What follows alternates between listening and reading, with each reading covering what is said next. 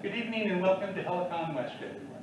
I have to start this emceeing event by mentioning that Brittany has written a spiel, if you will, thanking everyone who needs to be thanked, and I have not printed that out because I counted on, her being here and I don't have it. So apologies to Brittany.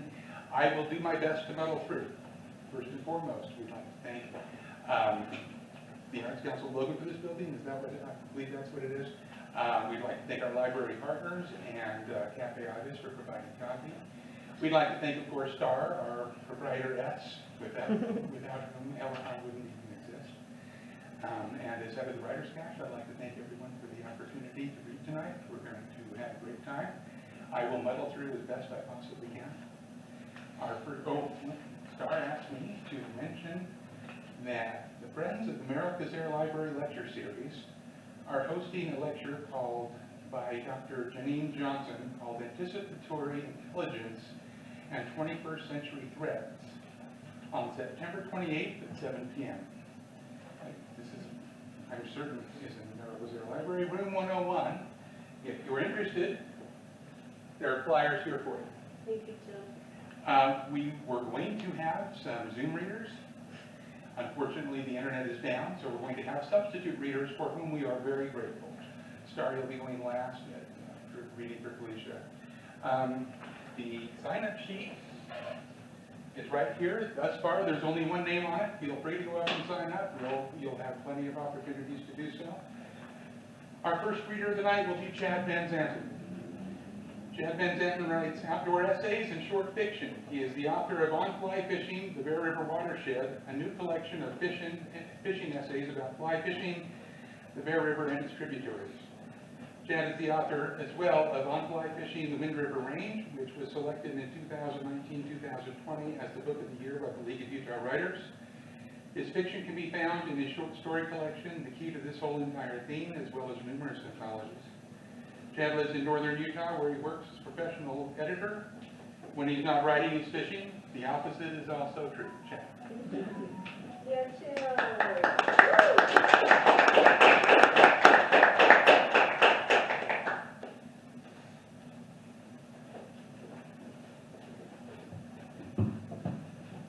Hi.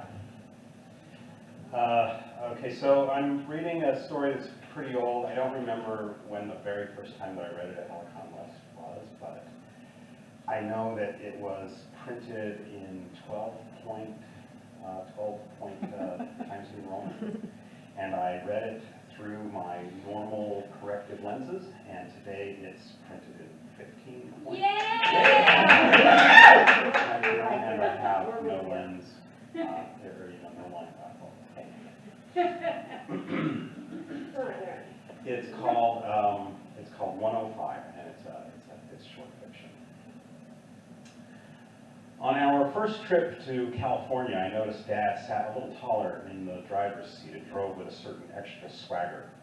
I was only 9 years old, but it was clear even to me that he had a point to make. My older brother Marshall slouched next to me in the back seat, dozing with the car's gentle rocking. The travel compass on the dash spun through all 4 points as Dad steered into a new cloverleaf and onto the interstate just outside Flagstaff. When we reached highway speed, Dad said, "All right, everyone, look at this." Marshall jerked awake, and together we leaned forward, hunching on the backrest of the front seat to see out the windshield. Dad made a sweeping gesture at something ahead. Mom looked up from her magazine for a couple seconds, then looked down again. "Look," he breathed. A sunny expanse of interstate stretched into the distance before us, nothing more. "Oh, great," Marshall sneered. "A road." Some people say the journey is more important than the destination, and there's truth to that, but in my family it was just a way to hide what we were all really thinking. We drove all this way to see that. To my dad, the destination really was irrelevant. He worked for the Federal Highway Administration, and he may have married my mom, but his first love was the U.S. interstate highway system. In our family vacation photos, Dad can usually be seen fiddling with his road map, dreaming about the next on-ramp. You guys come on. It would be inaccurate to say that we traveled to every state, but it felt like we had at least gone through them all. Dad's objective was to travel every mile of U.S. interstate, so where the highways terminated was immaterial. There was no difference to him between a pricey suite in a Marriott hotel with a view of Disneyland and a funny-smelling Motel 8 in Squonkam, New Jersey. The road really was the vacation. The journey was the destination. Marshall, this is not just some road. This is Route 66, announced Dad, a little too loudly, just like the song. What song? Said Marshall. You know, Chicago to LA, get your kicks on Route 66. Sign says I-40. Sure, they call it I-40 now, but originally it was Route 66, same road. You take away a couple inches of asphalt and maybe some subbed, same road. Now, isn't that something? He searched our faces in the rearview mirror. Boys, this is it, he persisted. The Will Rogers Highway, this is where it all begins. I wanted to build something. I looked out the windows, but the Flagstaff stretch of Route 66 was careful about giving up her secrets that day. Marshall and I slumped back into the back seat. Our light blue 76 Ford station wagon was nicknamed the Stage. It was 10 years old by then, but still very sleek with lots of chrome inside and out. The rear bumper was a collage of decals from fuel stations and souvenir shops. Calling the Stage roomy would be an insult to the Ford Motor Company. The bench seats were wide enough to accommodate a modest religious gathering. 2 people could sleep end to end on the dashboard. Marshall had once asked, why is it called a station wagon? It's not a station, it's not a wagon. Dad always had an answer for questions like this. Station wagons were invented to pick up people from the train station, Marsh. He said the people ride up front and the luggage goes in the back. By the back, Dad meant the place we called the back, the cargo hold, the area behind the back seat. But we never kept luggage there. Dad lashed our bags to the roof rack with yards of nylon rope. This left the back free for us to roam around in. There was even a backwards-facing rumble seat, which we pretended was the tail gun of E-17. Dad always drove pretty slow, so when cars passed us by, Marshall and I would let them have it like they were enemy zeros. When the station rolled on for a few miles, Dad pointed out the windshield again and said, okay, you guys, look at this. Marshall and I pulled ourselves back up, more slowly this time. The highway stretched into the distance, only now it climbed a hill and bent to the right. Curve coming up, said Dad. See the curve ahead? But it tilts, see? See the tilt? Just a couple of degrees like that. He held up his hand at a slight angle. Ever notice how racetracks are banked on the curves? Same thing. That's why we can do 60 all the way through and not even slow down. If it was flat like they were years ago, we'd have to slow down 40, 45. Now, isn't that something? Marshall sighed and let his face fall into his hands. I read Dad's expression in the mirror and knew he wasn't done. Don't you see? It's American ingenuity right in front of you. Without that tilt, we'd go flying off the road. We'd just fly off but he couldn't think of anything, so he trailed off and stared out the windshield, his face coloring. Marshall, maybe feeling guilty, offered what little help he could. Like a helicopter? No. Not like a helicopter. Like a jet, I corrected, thinking Dad was looking for something with more power, more velocity. No, we wouldn't take flight. We'd just fly off the embankment and crash. Helicopter could crash? Contended Marshall. Dad clicked his tongue and sighed. Like a missile, Howard, Mom suggested without looking up. We'd fly off like a missile.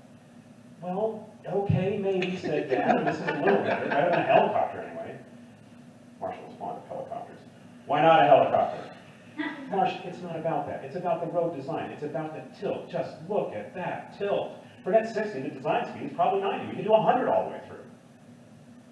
Marshall and I looked at each other. That's something important. Marshall took the lead. Could we? He asked, but it was no question. It was a challenge. No, said Mom, flipping the page. We did not see Dad's foot press down on the gas, but the long needle of the speedometer stirred, advancing slowly to the right, through the 60s and into the 70s. Mom sensed the acceleration and closed her magazine. Howard? No, she said. Floor it, Dad, said Marshall. Dad's eyes narrowed in the mirror as Marshall and I hunched forward until we were nearly in the front seat. The engine revved hoarsely, and there was another sound above us. Dad always covered the luggage in the roof rack with a blue tarp in case of thunderstorms. A flap of it must have worked loose because as we gained speed, it made a sharp crackling sound like machine gun fire. Mom clutched at the armrest of the dashboard. The magazine spilled out of her lap. Howard, she warned.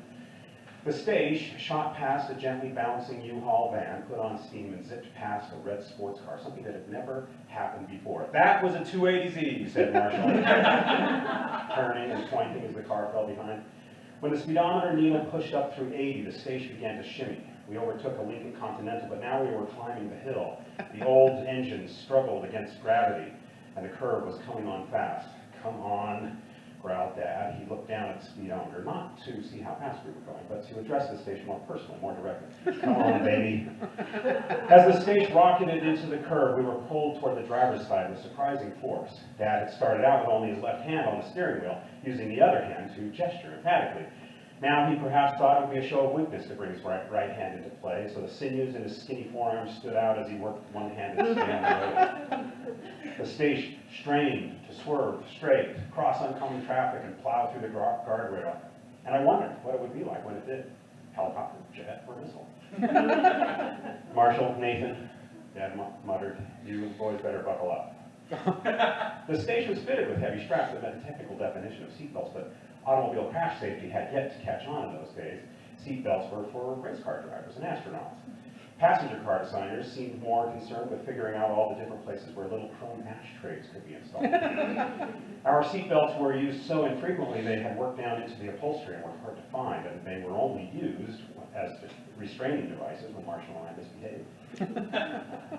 Mom placed her hand lightly on Dad's arm, not to stop him or even slow him down, but maybe for the same reason a person on a doomed airliner reaches out for a gun just before impact.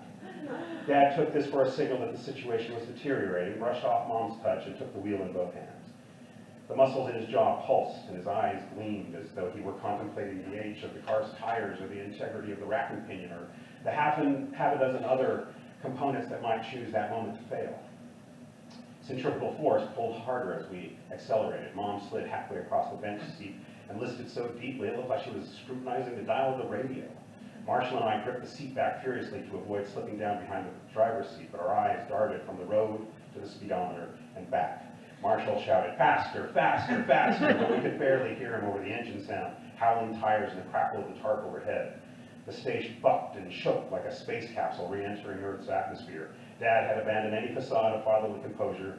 The car was driving him now, and he knew it.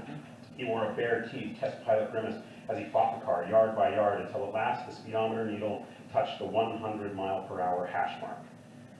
I knew cars could go that fast, if only in theory. At the speedway, we'd seen dragsters go over 200 miles per hour. Even in the station wagon, the speedometer went to 120, but no one ever knew Dad to go faster than 70. He had done so only once. To race to the hospital after Grandma Sweet had her stroke. I had always assumed 70 was the station's top speed, and that the other numbers to the right were merely to fill up the unused space in the instrument.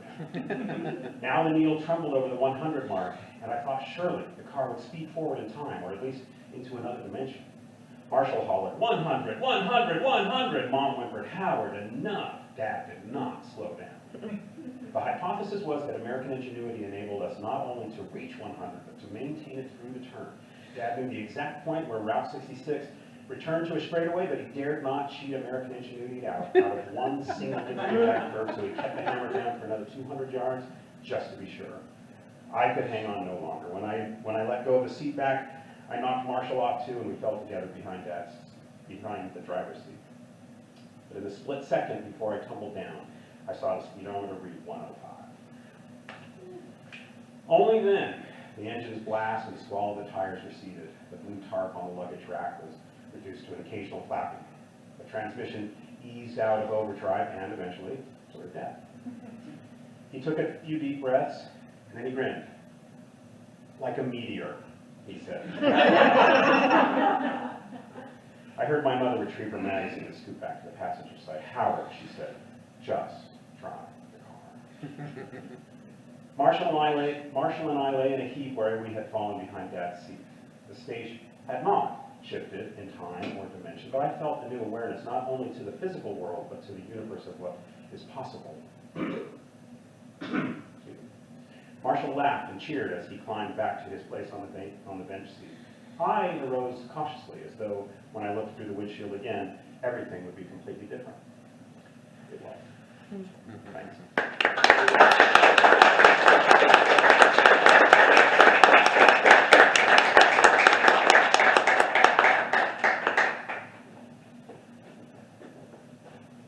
Wow, Yeah. we gotta follow that. Okay, one of the Zoom readings were going to be by a wonderful poet from Brigham City named Alice Batzel. Unfortunately, the Zoom is not working, so Emily Wheeler has agreed to read her poem. I am going to read Alice's bio. Alice M. Batzel is a published author, playwright, journalist, poet, and freelance writer. She's currently writing in areas of novel, humor, magazine articles, stage scripts, short stories, poetry, and reviews. Originally from Kentucky, Alice is a true Southerner at heart and claims the northwest Gulf Coast of Florida is a place where her roots are planted. Having spent much of her youth growing up there, it remains the home of many of her relatives and closest friends.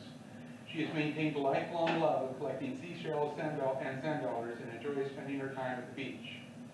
She is an advocate for the preservation of sea turtles. Her life's travels have taken her far from her southern home. Her southern accent has long been lost, but she says she remains a southern lady in her heart forever.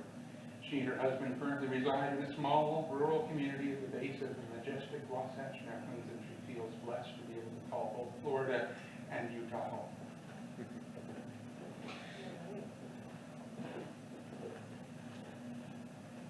Beach Therapy by Alice Batzel. The sea calls to her over meadow, desert, mountain, wherever she may be. The whisper of the breeze carries her to water and shore, safely at a harbor in her memory. She sits in solitude, watching the endless blue ocean, sorting through what is, reflecting on loss, dreaming of what might have been, imagining what still could be. Wounds of the heart, missed opportunities, questions of life, unmet dreams, long for answers and peace. Reliable, rhythmic waves, the salty air's warm embrace, comfort and mend her brokenness. Expansive sky and vast ocean give her sanctuary and solace, to safely search her soul. Emptiness finds filling, longing finds hope, hurt finds healing. Wherever she may be, the sea calls to her.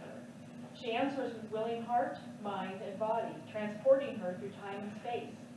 In meditative commune with ocean and shore, she places her feet in the seaside water, opens her soul, and breathes.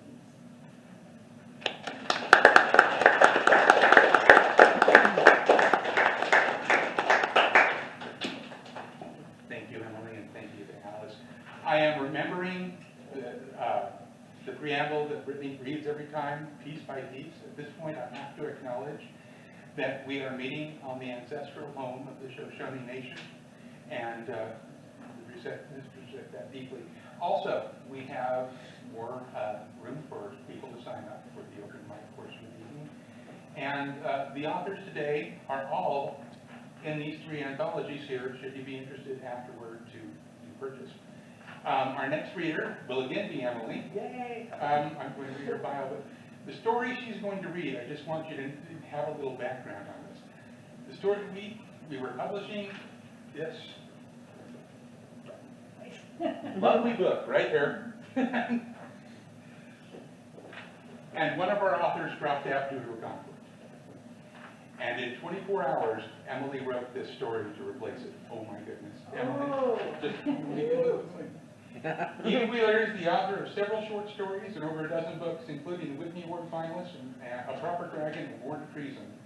The League of Utah Writers named her the 2016 Writer of the Year.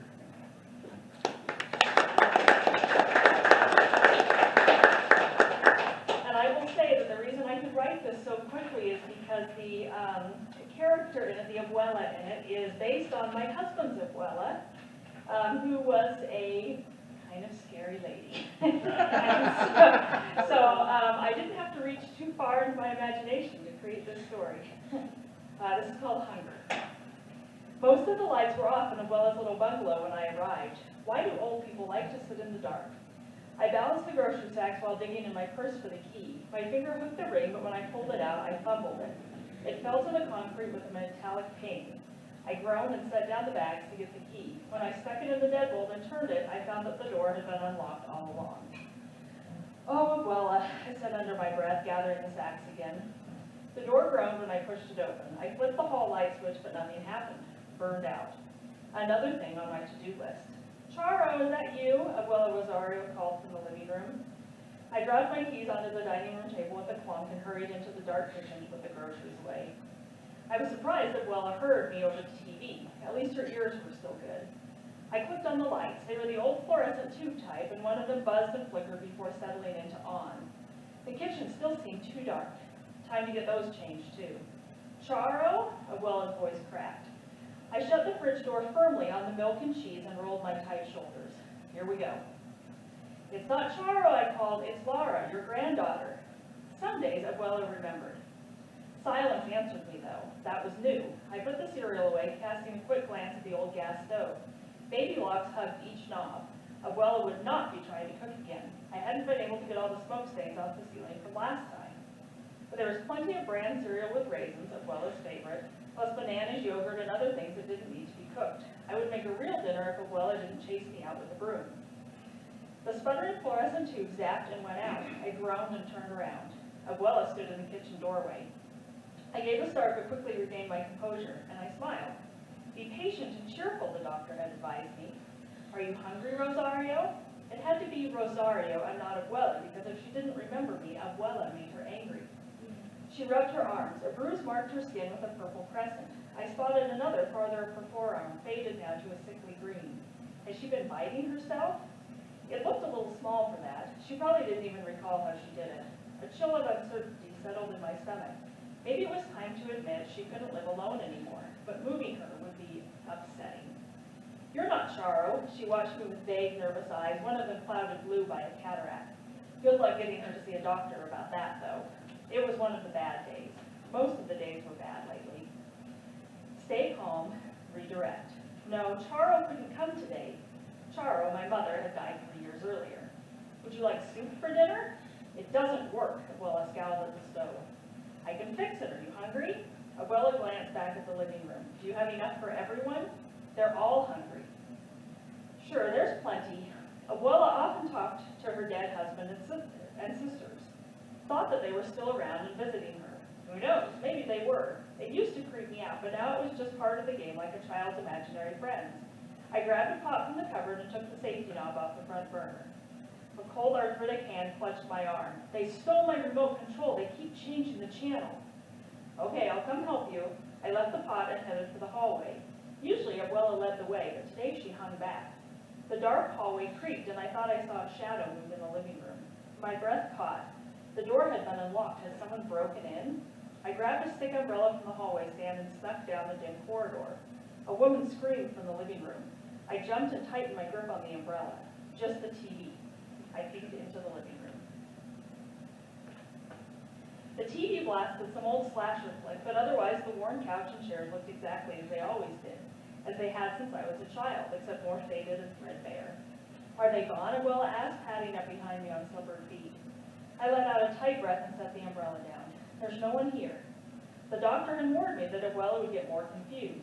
Eventually, she would have to leave the little house she had lived in since she fled Franco's Spain for the United States. Behind us, the other kitchen light blinked out. I glanced over my shoulder. Our shadows stretched back to blend with the darkness of the kitchen. A bang from the living room made me jump. I looked back to the blue glow of the TV and chuckled, though it sounded strange even to me. Rosario, what are you watching? I don't know. They changed the channel. They like to play tricks on me, scare me. I sighed and dug around the couch, lifting the cushions and tossing the pillows aside, but I couldn't find the remote. Abuela probably put it in the shower or something. I walked up to the TV and changed it back to reruns of Jeopardy! Ken Jennings appeared on the screen, grinning nervously as Alex Trebek introduced a new set of clues. Abuela still lingered at the entrance to the room. They're not happy, she said. I glanced at the TV. You want to watch something else? It's the children. I looked around the room with its worn couch and coffee table stacked with neglected magazines. There were a few photos of my cousins and me as children, and more of us growing up. We took turns checking in on her, yet she rarely recognized any of us lately. What about the children, I asked wearily, trying not to let my hurt feelings color my voice. The dead children. They won't listen to me. A shiver crawled up my back. Dead children? The TV crackled and the slasher film jumped back onto the screen. I slammed the power button off. They're so noisy, she whispered. They keep me awake at night. Okay, this was getting creepy. But Spain under Franco's dictatorship had been a dark place. Who knows what Abuela had seen there, what memories still haunted her. The doctor told me not to argue with her. redirect. My stomach felt queasy, but I said, we should have dinner. The children are hungry. They're always hungry. A wave of goosebumps prickled over me. Let's get back to the kitchen then. Turn on some more lights, too. They drink our fear, but I don't want to feed them anymore. She crossed herself and muttered a prayer, staring back toward the dark kitchen. I turned to watch the hallway. The shadows seemed deeper than before, shivering, like they were excited. I took a step back. The TV turned on, blasting static. Abuela shrank against the wall. My mouth went dry. The shadows down the hallway pulsed with a black so deep it hurt my eyes, and pieces of the darkness, shaped like children with limbs too thin and sharp, broke off to skitter along the wall like emaciated rats. Abuela whimpered. I screamed, out! Out! I grabbed Abuela's arm and dragged her into the brightness of the living room. But the lights dimmed as though a fog had rolled into the room. Sing-songy voices chanted a wordless playground song in the corridor, coming closer. I pushed Abuela towards the window. She was crying now. The children, please stop the children. I looked back again, smelled the rotten egg stench of propane. Had I turned the stove on? Had Abuela? Didn't matter now. I shoved the window open. Abuela stared back into the shadows, her eyes unfocused. I hauled her in front of me, forced her to climb out. The sulfuric reek of propane grew stronger. The lights buzzed, strobing against the darkness. Something sharp pierced my calf. Burning pain radiated from a shadow form twining around my leg, sucking the strength from me. I shrieked, kicked free, scrambled after Abuela into the cold night air. The hungry shadows roared like an angry tide. I clutched Abuela's hand and ran. The living room lights popped out behind us, leaving the patchy lawn in darkness. An explosion shook the air and threw us to the ground. Shards of glass and wood rained down on us, and heat rolled over my skin. My ears rang, but I thought I heard angry shrieks under the whoosh of the flames leaping into the night sky. Then everything went still. Abuela looked at me. Laura? Her voice sounded clearer, stronger. What happened? There was a fire, Abuela. I looked back at the bright blaze crackling in the skeleton of the house. But you're safe now.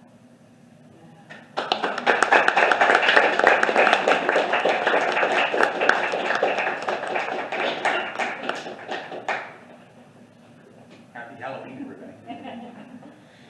It's worth mentioning, mostly because I didn't, that Emily has graduate degrees in history and landscape architecture in addition to writing.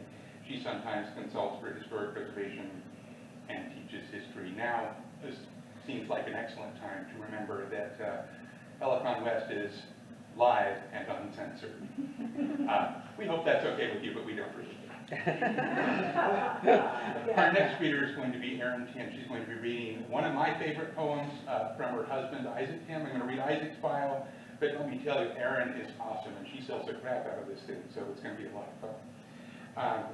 Isaac Tim was born and raised in the western desert town of Callio, Utah, a stop on the Pony Express Trail. His highest aspiration is to be a storyteller like his father. He is a graduate of Utah State University in history and English.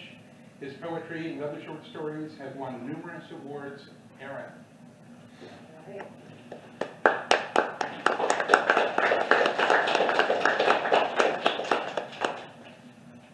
Sorry. I heard my name and I still wasn't prepared. Okay, I'm coming. You're worth the wait, Oh, Erin. thank you. That's the nicest thing I've heard in a while. Okay. All right. Is this like Mitch's microphone? I just tweaked in. Okay, that's good enough. Okay. I didn't ask.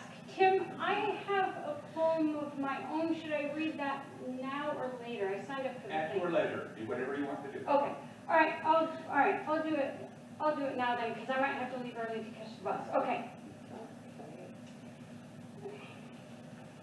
You know what? No. Okay. So yeah. So you're gonna wait for Isaac's poem is the closer, so it's got to go second. So I'm gonna read mine, which is okay, but no closer. Okay. It's called Never Eve. I was made from him, formed and shaped around his rib to be his companion. For his God said, man should not be alone.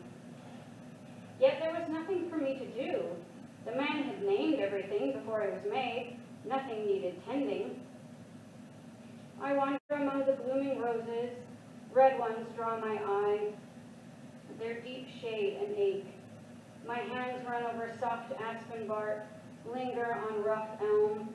hang of gray-green olive leaves twists with sweet honeysuckle.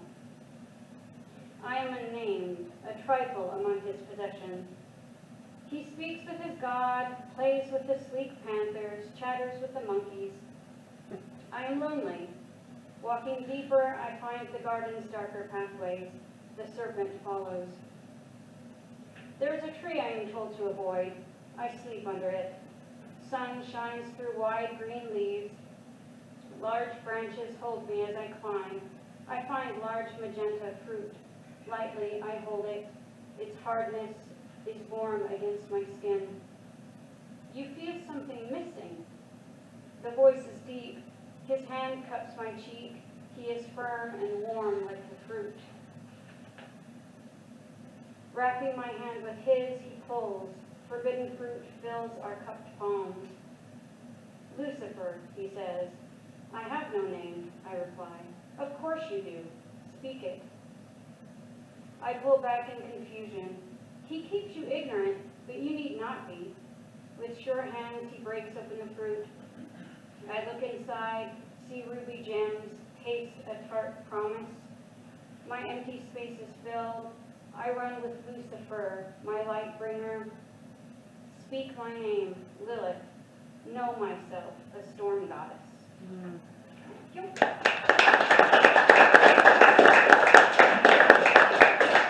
And now for the moment that at least Tim has been waiting for. This is a poem that sort of made Isaac locally famous, I think. So anyway, yeah, and I just want to shout out to Isaac, who's at home and not listening because the internet is broken, whatever. And I just want to acknowledge that Isaac's father has recently died, which is why he's not here. And our writing community has suffered a lot of losses. You know, Brittany's grandmother and Russ Beck's father, and just a lot of us are kind of suffering right now. So I want to just spread my love to the writing community. I love you guys. I'm grieving with you, and yeah, so big love. All right, here is the sort of famous antiseptic.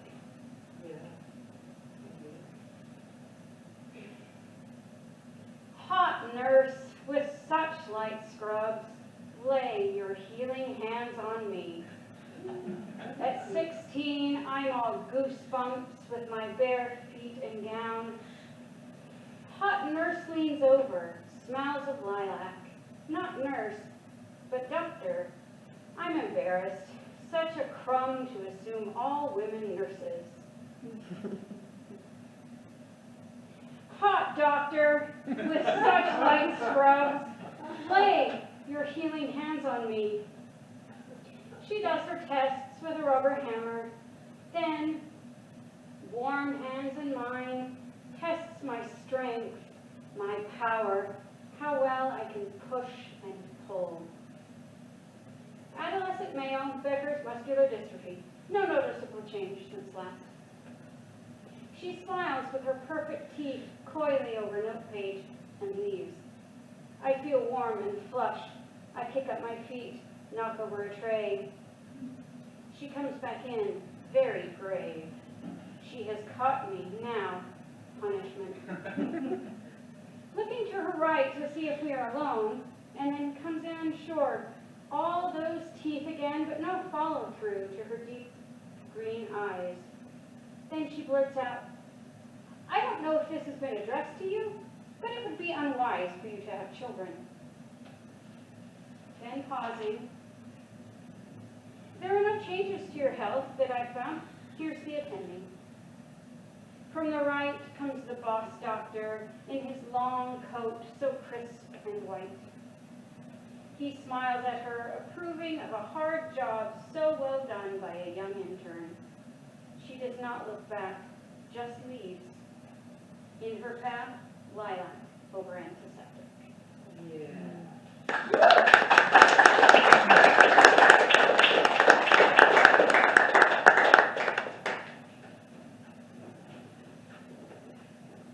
Thank you, Aaron. And Isaac. I will be the next reader. Read my bio, which is very uncomfortable, so we'll try and get through it. Tim is the former president of the League of Utah Writers and current president of the Writers Cache. He's an avid reader who also has a weak spot for monster movies. He likes traveling, 80s music, and if the highway patrol is to be believed, driving way too fast. After working as a bouncer, mortgage researcher, computer repair technician, and caregiver, and a brief, albeit disastrous stint as a waiter in an anachronistic drag, he decided he wanted to be a writer when he grew up. A keen observer of human nature, Tim enjoys writing stories about all kinds of people from all walks of life. His essay, The Gift, appears most recently in the Helicon West anthology and was voted Reader's Choice Award for Best Nonfiction Essay in the literary journal Provo and Word. His short story, Fortune's Favors, will appear in the upcoming LUW Press anthology. His work can be found in various literary journals and anthologies, including Mirrored Realities and The Shimmering Between Places in the Helicon West anthology. A little over 10 years ago, when I was a brand new writer, I joined an organization so that I could enter their contest. And as I was reading through the contest rules, I saw this. The contest administration admonished that any swearing or explicit situations would result in automatic disqualification. So I wrote this. Infamous. What happens in Vegas stays in Vegas. That infamous mantra of absolution, invoked by mobsters, cheating spouses, and the I tried it once in college crowd, since this burst neon spires rose from the sand. Simply chant the words and all is forgotten, is it not? Well, no longer, my friends. The internet has seen to that, but I've gotten ahead of myself. Best to start from the beginning, I suppose, after 2 years of culinary training and 3 years of flying through the darkest recesses of America's finest kitchens. I tired of watching obsequious incompetence pass me by. This is not what I signed up for, and so quite the opposite of most. I left New York to seek my fortune. That's how I wound up cooking on the cooking segment of the Channel 2 News in some nameless Midwestern hellhole. There I spent my afternoons teaching housewives and grandmothers newer and bolder ways to make funeral potatoes. Not that it was all bad, not at first anyway. I tried the entrepreneurial route, placing an ad offering catering services in the local Gazette, which ad I promptly withdrew after my first and only phone call found me fielding questions from a vocally androgynous, conversationally disinclined creature who inquired after my ability to make them little weenies in a blanket. Determined to make the best of my exile, I purchased a membership at the local pet club, Jake, Speed, and Jim. But upon asking after their fitness schedule, their Pilates schedule, I was met with a stare so blank I found myself unable to lift a single weight. Finally, my sanity hanging by a thread, I began work on my book, Unnatural Selection, a suspense thriller about a master chef who, surrounded by idiots, poisons an entire town. A real page-turner, if the critics are to be believed, which brings us to Vegas. My agent arranged for me to host a celebrity restaurant review, great publicity for the book, and so on. Unfortunately, the idea, while theoretically sound, was in its application an unmitigated disaster. Having spent the first day dining into the great unwashed and Vegas' most wretched of repasts, the buffet, I was looking forward to glasses of wine and something delightful. Alas, at restaurant after celebrity-endorsed restaurant, it was more the same: bad food, worse service, millionaire chefs getting rich off all of it. The only bright spot, nay, the only way to get through the meal, the day, for that matter, the entire damn tour, was the wine. You see, good listeners, what the city of Sin lacks in terms of culinary sophistication, it more than makes up for with the booze. As the week went on, my sampling of entrees got smaller and the glasses of wine more numerous. Hindsight being what it is, that's probably where things headed south. What got you into cooking, my co-host said. I'd almost forgotten she was there, along with the crew, with a camera, the vindictive little feelings behind it. Crisco, I heard myself say. My words were only slightly slurred, yet from somewhere deep within me, my own personal alarm bells rang. Normally deafening and quite urgent, today they were distant, warm, even melodious. I lifted my glass, swirling the God-sent nectar in a drink. The liquid warmed my throat, and the klaxon fell silent. I felt in rare form and decided to have a bit of fun with the crew. If you're not going to take this seriously, she began. Oh, I'm quite serious. In fact, I would have to say that Crisco is responsible for everything I am today. I waved my hand around the room, up to and including all of this. You see, I went on, there comes a time in the life of every young man where the world seems a bit brighter, a bit more exciting, if you will, and in the midst of it all, he'll invariably discover a new and wonderful source of entertainment. Questioning glances all around. Like most toys, overused, abused if you prefer. I added with a smirk, I enjoyed the bemused expressions of my compatriots' parts grow worn with overuse. While the obvious solution to the problem equates to less wear and tear on the apparatus, if you will, the next most obvious and only plausible solution would be to find a suitable emollient. And so began my quest. I laughed alone. Being a reasonable intellect and not entirely unschooled, I used the time-honored scientific method of experimentation to ascertain that shampoo, though wonderfully slippery, not to mention convenient in terms of my morning, evening, and occasional midday shower, sadly, shampoo also burns.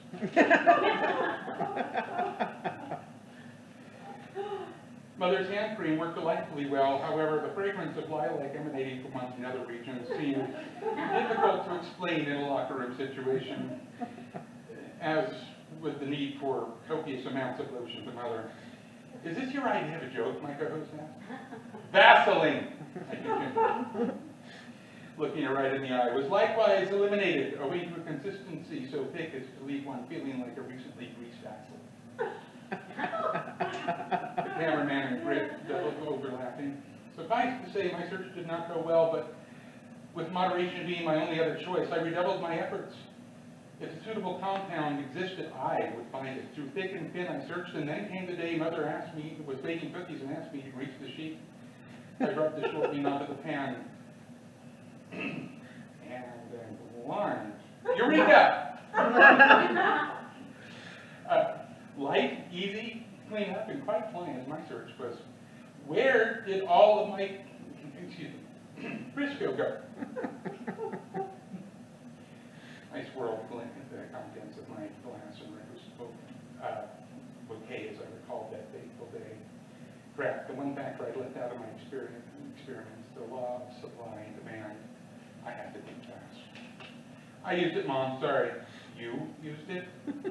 Yeah, I told her, thinking only a word or two ahead. I've been trying to learn how to cook, you know, kind of a surprise for you, and well, I'm not very good at it yet. Well, that was that, I suppose. I hadn't been taught. The thought of Mother walking into the kitchen to find me in the most awkward of positions among her favorite pans was more than enough to encourage moderation. The following day, however, I walked into my room after school for some well-deserved moping when on my bed I saw two things: The Way to Cook by Julia Child and a new brim of Crisco. It was all very touching, I must say, and after a heartwarming display of support, what choice did I have? I practiced, and got some baking done as well.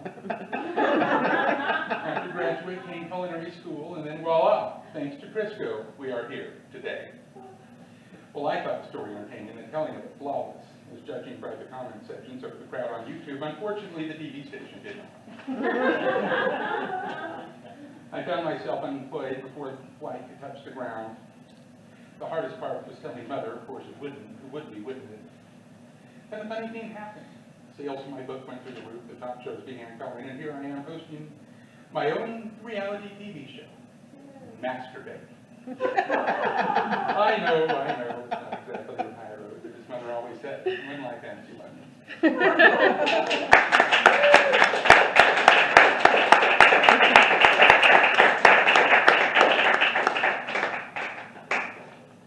There are a number of us here who love and miss Felicia, who again, couldn't be here tonight, but we did get a printout of her poem, and the lovely Star has agreed to read it. I'm going to give you Felicia's bio real quick. Felicia Rhodes, the 2018 LUW Writer of the Year. Her work has appeared in the Way to My Heart anthology, the Helicon West anthology, Mother Earth News, The Sun, the Dandelion Review, and Poetry at 3, and elsewhere.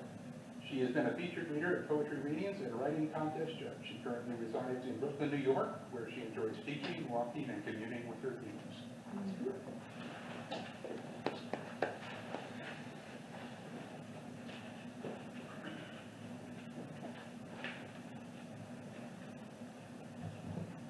I'm truly honored to read Felicia's poem tonight. She's a really wonderful writer and friend of mine. Where she lingers. Before she had a porch, she dreamed of one. A place to sit with tea come early morn and read by moonlight odes to a dear love. There swings a sway in sync, both aft and fore. She gained a porch, and she enjoyed repose in views of canyons, valleys, leaves, and cliffs. The beams that held the porch did decompose. Support from her beloved had its rift. Her small redoubt is now without a porch.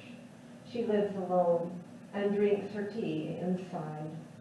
The view is now of lettered thoughts, her torch, her solitude, a joy she has enshrined. And so, by inner beam, she does compose these odes which light the souls enclosed alone.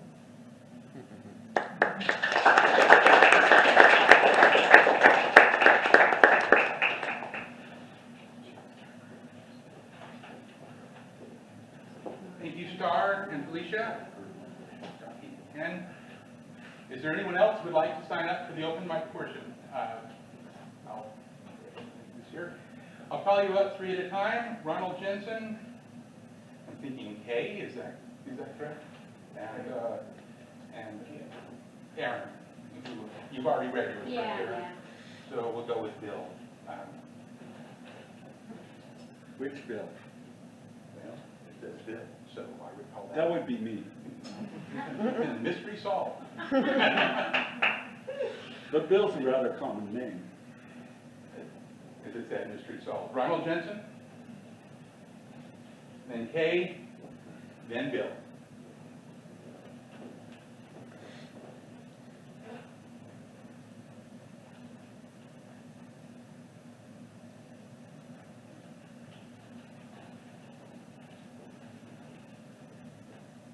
Hi. Hello, Ron. Go ahead. This love, to get carried in this life, and how long I linger. I'm saying what you see it, I'm afraid to stand it. So sad, what is the sweetest honey? God can see, but very quiet. Figure nothing, made mine.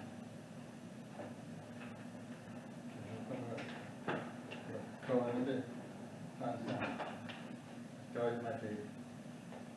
What about it? Thank you.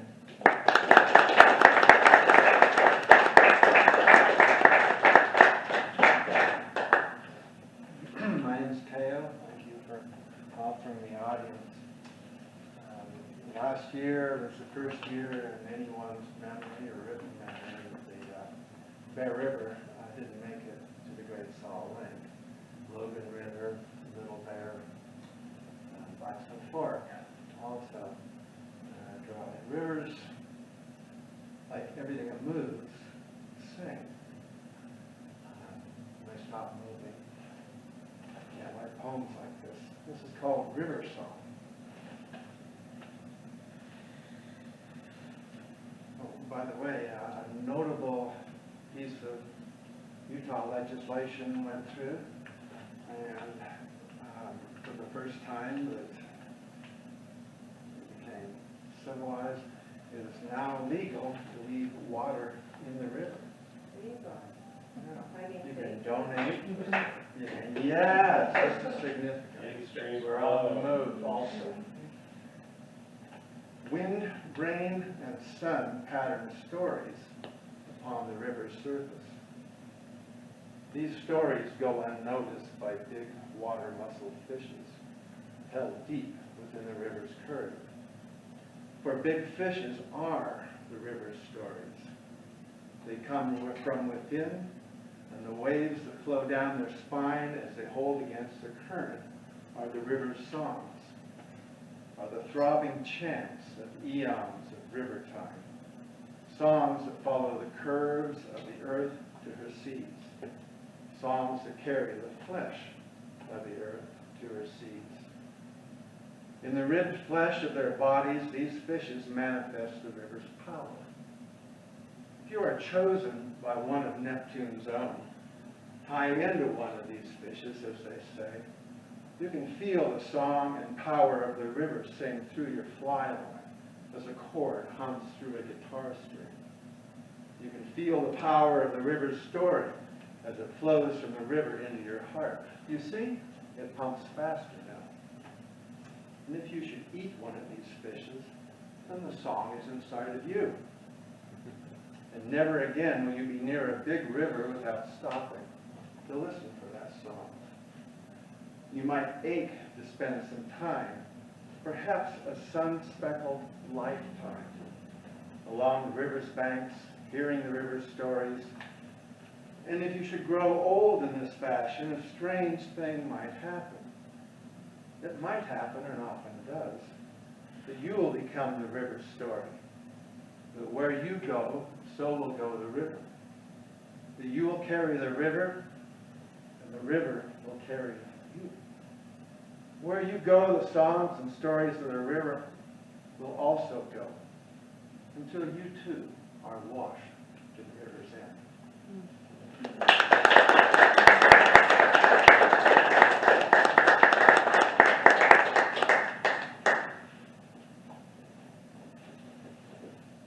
No, I don't have a coffee addiction. And I jitter for other reasons.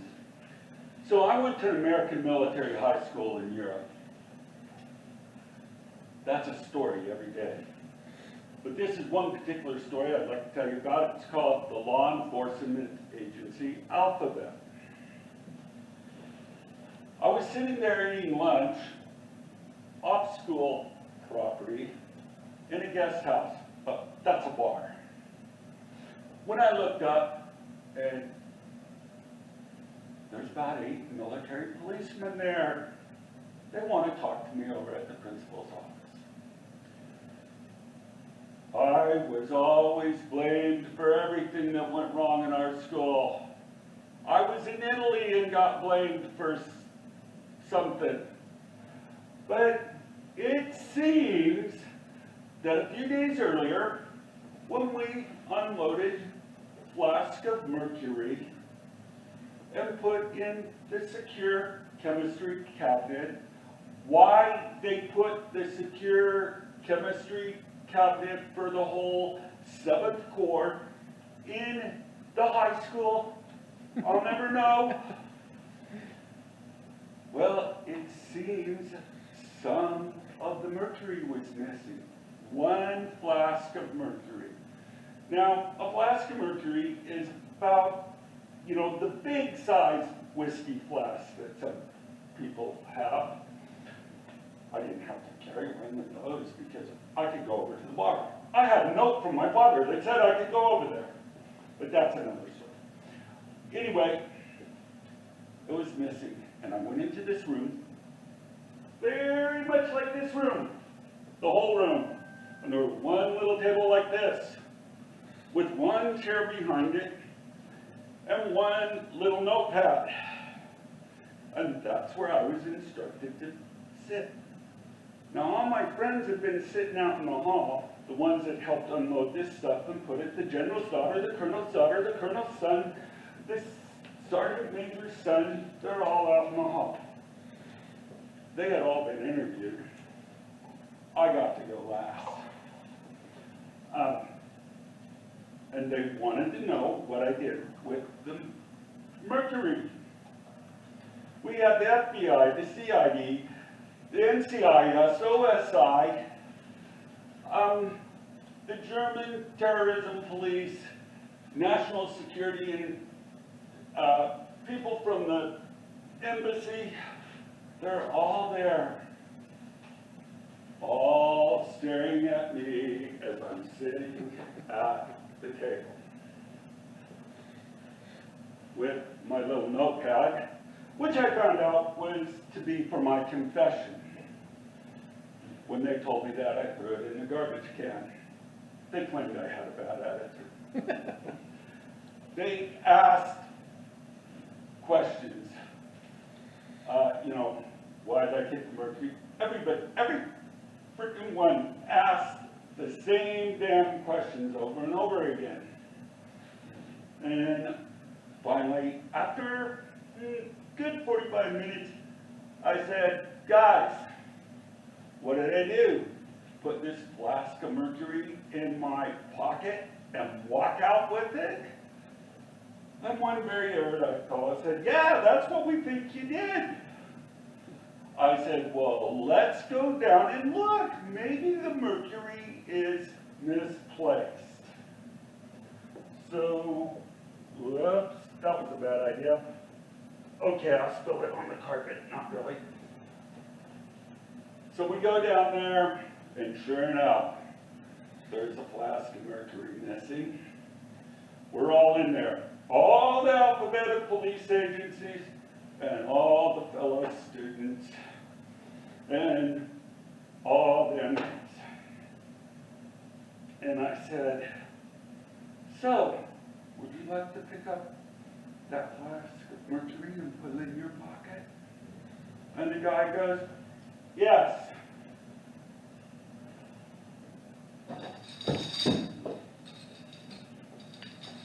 A flask of mercury weighs 65 pounds. I turned around and walked out. It was found 2 days later that the drivers of the truck somehow made a key, somehow got into the school, and stole the mercury.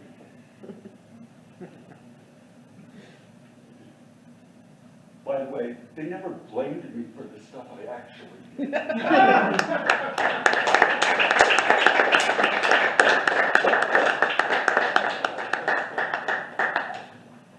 Julia Johnson.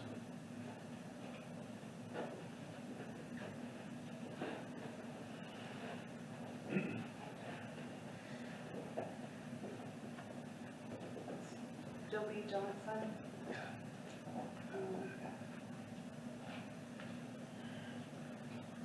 So,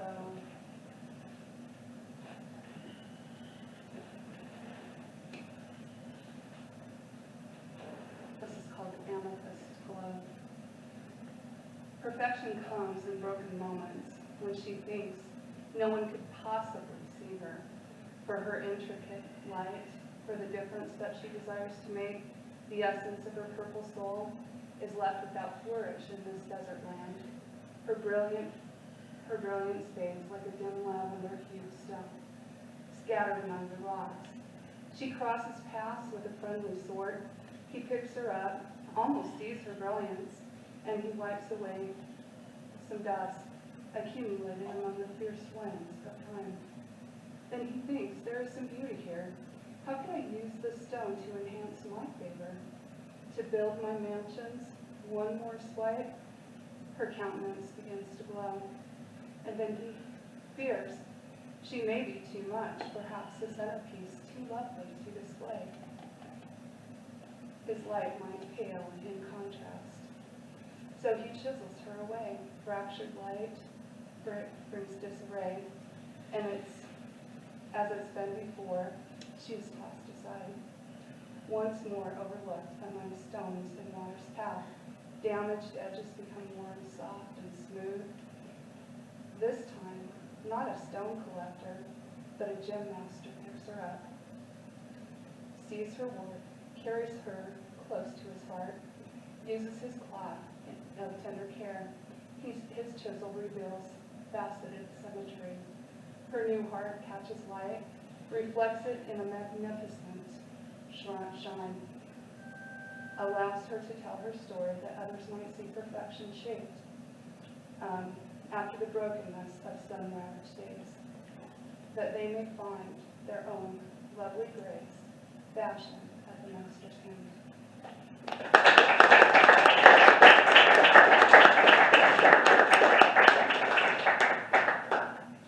Is there anyone else who would like to sign up to read? Going once, going twice. Thank you all for coming. It was awesome. We had a great time reading tonight. If anyone is interested in buying the books, they're $10. You can talk to us afterwards. I hope to see you guys next time. I wish I could tell you who's going to be on the list, but I can't. I can tell you that it will be wonderful because it always is. Okay, good night. Thanks, John.